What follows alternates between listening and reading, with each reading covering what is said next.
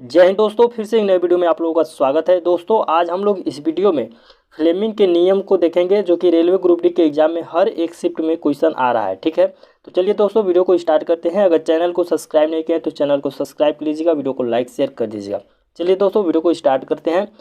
Fleming का दक्षिण हस्त नियम। ठीक है, तो दोस्तों इसको दाएँ हाथ का नियम भी कहा जाता है। ठीक है, चलिए देखते हैं। यदि हम अपने दाएँ हाथ की तर्जनी को मध्यमा, ठीक है, यदि हम अपने दाएं हाथ की तर्जनी, मध्यमा तथा अंगूठे को परस्पर लंबवत रखते हैं। ठीक है, लंबवत का मतलब ये होता है कि 90 डिग्री पर रखते हैं, जैसे ये फिगर में दिखाया गया है।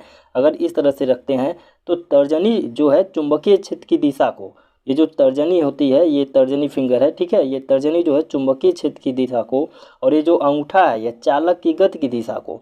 ठीक है, और ये जो मध्यमा है, मध्यमा यह प्रेरित चालक में प्रेरित विद्युत धारा की दिशा को दर्शाता है। ठीक है, ये होता है फ्लेमिंग का दक्षिण हस्त नियम, याद रखिएगा। फिर से एक बार बताते हैं कि यदि हम अपने दाएं हाथ की तर्जनी, ठीक है, दाएं हाथ की तर्जनी, मध्यमा और अंगूठे को परस्पर लंबवत रखते हैं तो तर्जनी जो है वह चुंबकीय क्षेत्र की दिशा को, अंगूठा जो है यह चालक की गति की दिशा को तथा मध्यमा प्रेरित धारा की दिशा को दर्शाती है। इसका मतलब अंगूठा ऊपर की होता है तो ऊपर की ओर गति की दिशा। ठीक है, और ये जो मध्यमा होती है नीचे की ओर होती है तो यह प्रेरित विद्युत धारा की दिशा, और ये जो तर्जनी होती है यह सीधा होती है तो ये क्षेत्र की दिशा में। तो ये फिगर, छोटा वाला फिगर याद रखिएगा, ऊपर गति की दिशा, नीचे जो है विद्युत धारा की दिशा, और ये सीधा जो होता है तर्जनी, यह क्षेत्र की दिशा, चुंबकीय क्षेत्र की दिशा को दर्शाती है। चलिए आगे देखते हैं।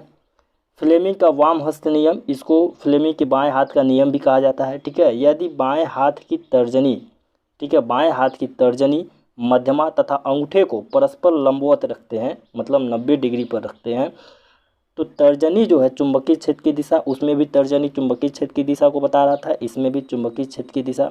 मध्यमा चालक में प्रवाही धारा की दिशा, ये जो मध्यमा होती है यह जो है चालक में प्रवाही धारा को दर्शाती है।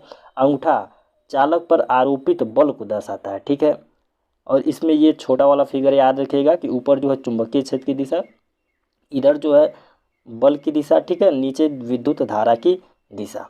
चलिए आगे देखते हैं।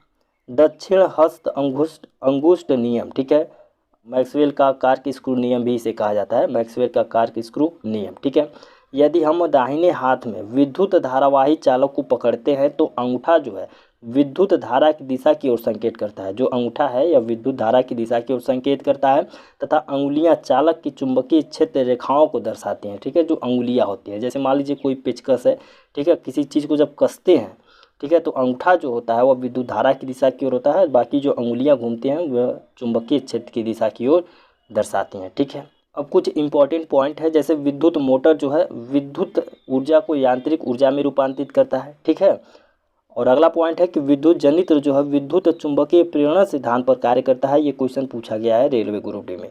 प्रत्यावर्ती धारा की आवृत्ति कितनी होती है? 50 हर्ट्ज होती है।